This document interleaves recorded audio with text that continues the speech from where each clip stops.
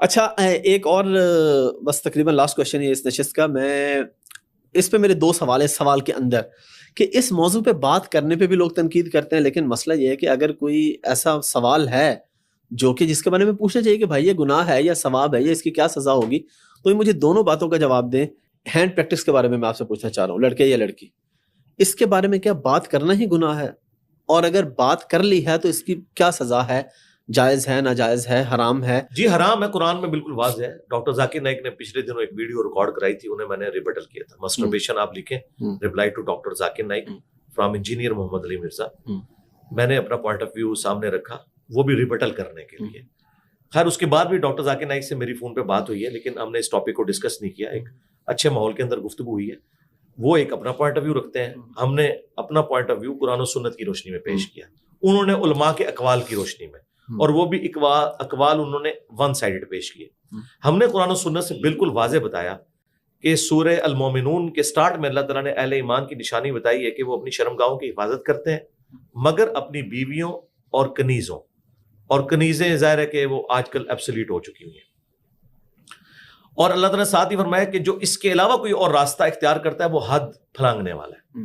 اسی کیٹیگری میں یہ چیزیں فال کرتی ہیں. امام شافعی نے اسی آیت کو چیپٹر کی ہیڈنگ بنایا, اور انہوں نے کتاب الام میں لکھا ہے کہ اس کے تحت یہ جو آپ نے ہینڈ پریکٹس والا مسٹربیشن, اسے انہوں نے حرام قرار دیا اس کے تحت.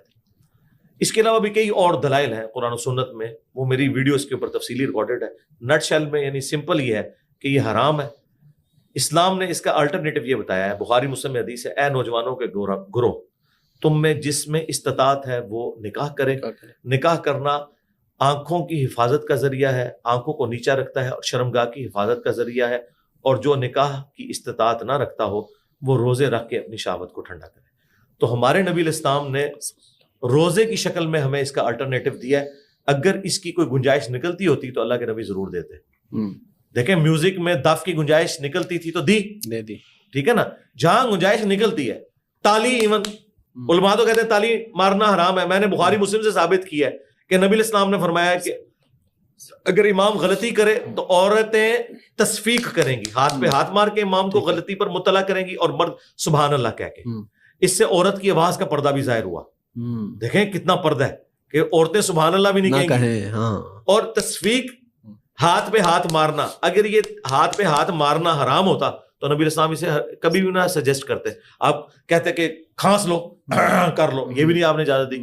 تو جہاں پہ اجازت ہے وہاں پہ ہے, جہاں پہ نہیں ہے وہاں پہ نہیں ہے. ہم تو قرآن و سنت کے دلائل کی روشنی میں بات کرتے ہیں, اور کیونکہ اجتہاد اور قیاس وہاں ہوگا جہاں قرآن و سنت میں دلائل موجود نہ ہو.